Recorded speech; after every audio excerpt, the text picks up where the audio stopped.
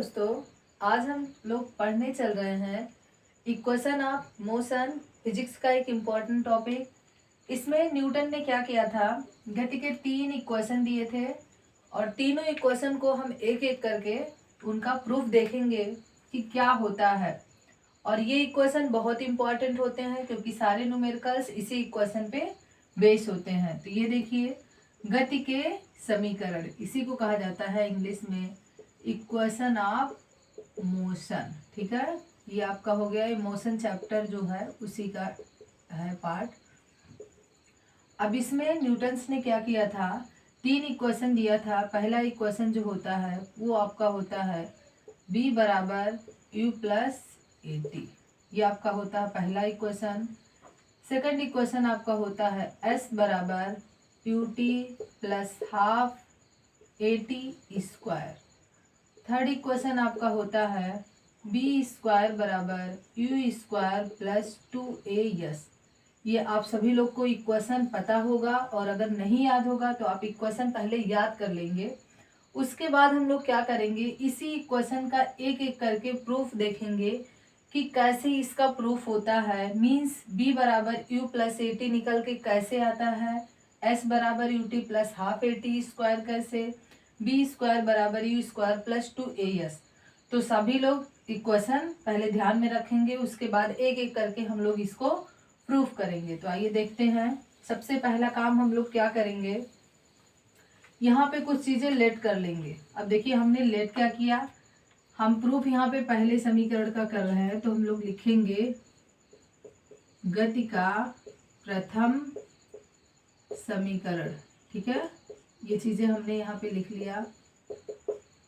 अब उसके बाद हमने क्या किया, इस इक्वेशन को प्रूफ करने के लिए हमने माना कि कोई वस्तु है जो u वेग से क्या कर रही है, गति कर रही है। हमने माना कि कोई वस्तु है, इसका कुछ ना कुछ द्रव्यमान होगा, ये किस वेग से, u, यानी वस्तु का प्रारंभिक वेग u से क्या कर रही है, गति कर रही है।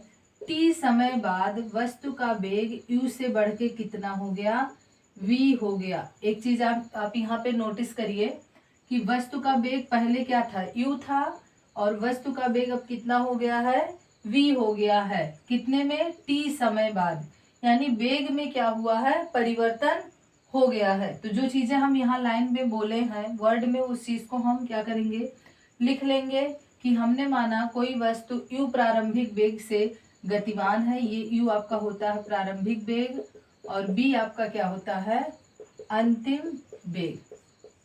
ठीक है, और t आप सभी को पता है, समय। तो यहाँ पे क्या होता है कि जब वस्तु के वेग में परिवर्तन होता है तो क्या होता है, त्वरण उत्पन्न हो जाता है। इसीलिए त्वरण बराबर होता है वेग परिवर्तन बटे समय। क्या होता है, वेग परिवर्तन बटे समय। देखिए फर्स्ट इक्वेशन बहुत ही आसान है, एक ही लाइन का है। त्वरण को इंग्लिश में कहते हैं एक्सीलरेशन, इसीलिए इसे क्या लिखा जाएगा, ए लिखा जाएगा। वेग में परिवर्तन यानी किसी चीज में अगर चेंज निकालना हो तो कैसे हम निकालते हैं, अंतिम में से फर्स्ट वाले को क्या कर देते हैं, माइनस कर देते हैं। तो v माइनस यू अपान क्या हो गया, t हो गया। अब देखिए इसे सॉल्व करने के लिए हम लोग क्या करेंगे, क्रॉस मल्टीप्लाई करेंगे, यानी 1 का मल्टीप्लाई v माइनस यू, तो v माइनस यू ही बचेगा। इधर कितना हो जाएगा, ए टी। अब देखिए हमें क्या निकालना होता है, पहले इक्वेशन में होता है v बराबर क्या हो जाएगा, u को u माइनस के साथ है, जब उधर जाएगा तो क्या हो जाएगा, प्लस हो जाएगा। तो v बराबर क्या हो जाएगा, u प्लस ए टी। ये रहा आपका पहला इक्वेशन जिसे न्यूटन ने दिया था। इतना करने के बाद आप यहाँ पे लिख सकते हैं, जहाँ क्या चीजें आपका है, जहाँ v क्या है, अंतिम वेग, ये आपका हो गया अंतिम वेग, u क्या है, प्रारंभिक वेग, और a आपका क्या होता है, त्वरण, और t आपका क्या होता है, समय। ये आप सभी लोग को पता होना चाहिए। तो ये पहला इक्वेशन एकदम से आसान है, आप लोग एक बार इसको देखेंगे तो आपको समझ में आ जाएगा। अब दूसरा इक्वेशन हमें क्या करना है, प्रूफ करना है। तो आइए दूसरा इक्वेशन कैसे करते हैं उस चीज को हम लोग समझेंगे। ये फर्स्ट प्रूफ आपका हो गया। देखिए सेकंड आपका होता है, आप सेकंड यहाँ पे हेडिंग बना लेंगे, गति का दूसरा समीकरण, आप लोग उसको बना लीजिएगा।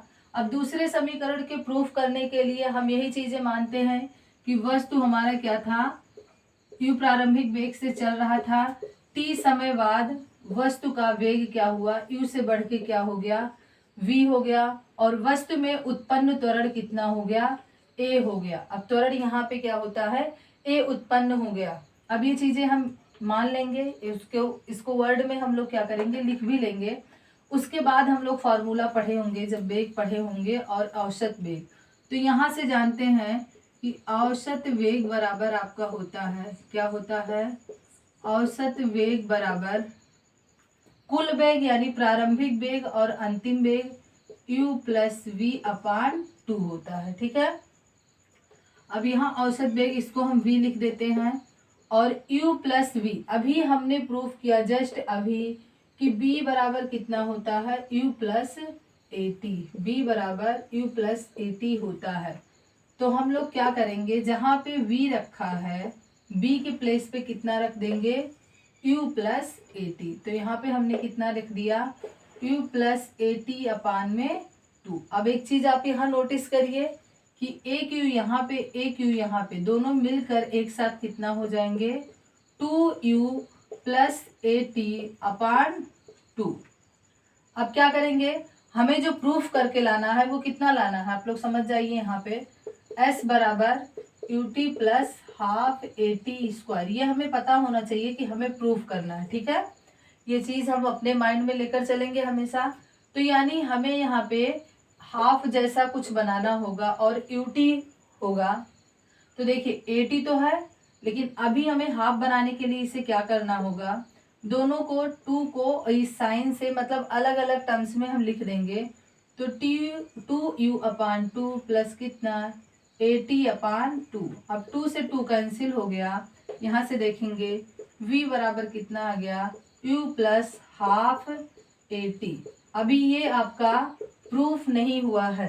क्यों नहीं हुआ है, क्योंकि हमें क्या लाना है, u के साथ हमें क्या होना चाहिए, t, यहाँ पे एक कमी है और पावर हमारा एक और बढ़ना चाहिए। दो चीजों की हमें कमी है, यानी अगर एक t और मिल जाए तो हमारा काम पूरा कंप्लीट हो जाएगा। बट एक t हमें मिलेगा कैसे, वो चीजें हमें देखना होगा। अब ऐसे डायरेक्ट तो हम मल्टीप्लाई कर नहीं देंगे, तो हम लोग एक फार्मूला पढ़े हैं, वेग बराबर क्या होता है, वेग बराबर विस्थापन बटे समय, ये फार्मूला होता है। यहां से हम चाहें तो विस्थापन निकाल सकते हैं, विस्थापन बराबर वेग गुणे समय, ये चीजें हम कर सकते हैं। अब देखिए विस्थापन को क्या कहते हैं, s कहते हैं, v आपका हो गया v इंटू टी हो गया। यानी हम लोग क्या करेंगे, यहाँ पे लिख सकते हैं s बराबर b प्लस टी, ये चीजें हो गया।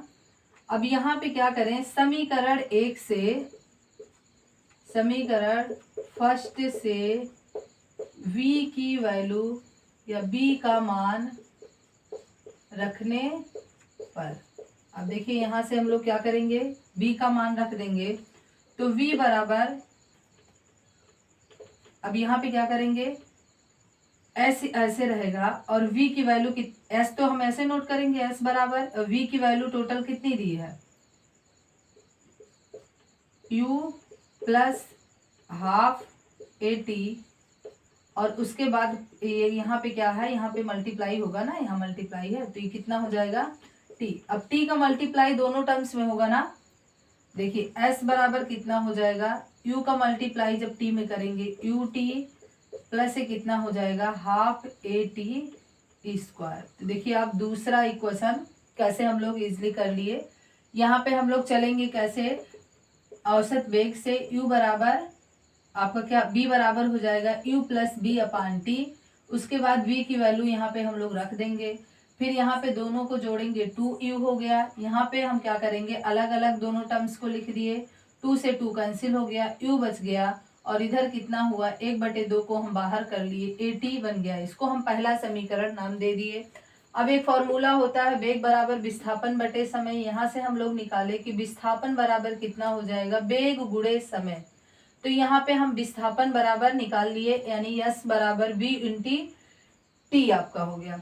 अभी क्या हो जाएगा, यहाँ से हम लोग आएंगे और इस समीकरण फर्स्ट से v की स्थान पे हम कौन सी वैल्यू रख देंगे, ये जो वैल्यू हमारा दिया गया है। तो यहाँ से देखिए s बराबर और v का मान हम कितना रख देंगे, u plus half A T हो गया मल्टीप्लाई टी हो गया, अब टी का मल्टीप्लाई सब में कर देंगे तो ये आपका निकल के आ गया। ये रहा आपका सेकेंड इक्वेशन। अब आइए हम तीसरा समीकरण देखते हैं, तीसरा कैसे प्रूफ होगा।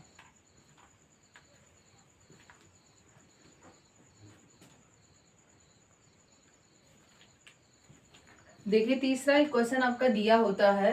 तीसरे इक्वेशन में क्या चीजें होता है, वी स्क्वायर बराबर यू स्क्वायर प्लस 2as, यानी इस बार हमें ये प्रूफ करना है। तो देखिए ये चीजें प्रूफ करने के लिए यहाँ पे भी स्क्वायर बन रहा है, यहाँ पे भी स्क्वायर बन रहा है, यानी जो हम लिखेंगे वो स्क्वायर के फॉर्म में होगा। तो हम लोग क्या करेंगे, यहाँ पे सबसे पहले लिख लेंगे जो चीजें अब दोनों इक्वेशन हम प्रूफ कर चुके हैं, तो जहां कहीं भी जरूरत होगा हम लोग उसका यूज करेंगे।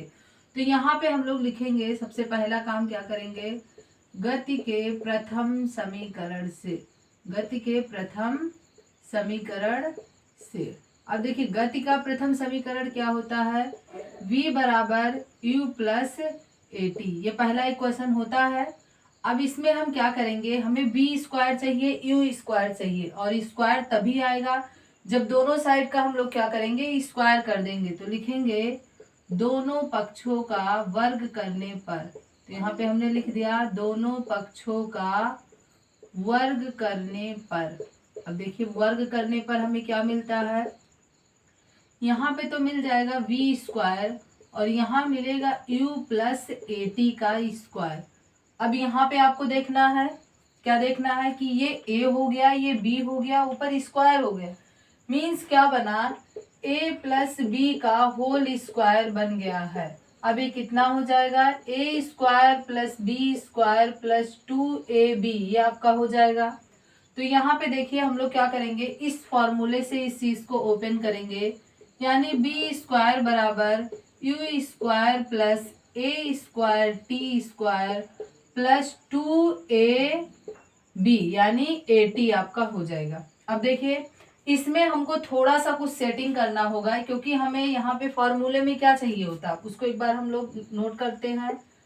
s बराबर U T plus half A T square, यानी ये हमारा फॉर्मूले में s बराबर होता है और हमें निकालना है v बराबर यू स्क्वायर प्लस 2as, यानी हमें b स्क्वायर और u स्क्वायर और 2a चाहिए।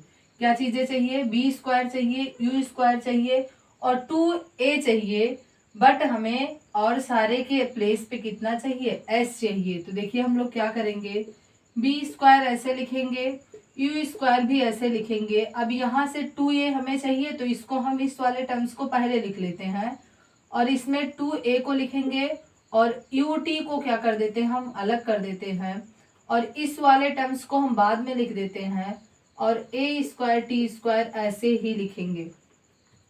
यहाँ पे अगर हम चाहें 2a को कॉमन कर लें, लेकिन 2a कॉमन करने के लिए यहाँ पे हमें 2/2 करना होगा। अब देखिए अब ये आपका सॉल्व हो गया, v स्क्वायर बराबर हो जाएगा u स्क्वायर प्लस 2a, यहाँ से क्या करेंगे कॉमन ले लेंगे। अब देखिए यहाँ पे बचा कितना, ut प्लस, अब 2a यहाँ से निकल के चला गया तो यहाँ पे कितना बचा, यहाँ पे बचा 1/2, a बचा a के बाहर हो गया t स्क्वायर। देखिए ये सब सेटिंग करने का मतलब ये था कि इस पूरे के प्लेस पे हम लोग क्या लिख सके, s लिख सके, सभी को पता है। तो ये दूसरे समीकरण से यहाँ पे क्या लिख सकते हैं, b बराबर यू स्क्वायर प्लस 2a और पूरे के प्लेस पे कितना आ गया, s आ गया। अब यहाँ पे भी सारी चीजें आप जानते हैं, v क्या है, वस्तु का अंतिम वेग, ये आपका हो जाएगा अंतिम वेग, u जो आपका है ये क्या है, प्रारंभिक वेग, ठीक है। a आप जानते हैं क्या होता है, त्वरण है, और s आपका क्या है, विस्थापन है। तो ये रहे आपके गति के तीनों इक्वेशन के प्रूफ जिसको एक एक करके हमने देखा। अगर आपको वीडियो अच्छा लगता है तो आप इसको लाइक करिए, कमेंट करिए, शेयर करिए।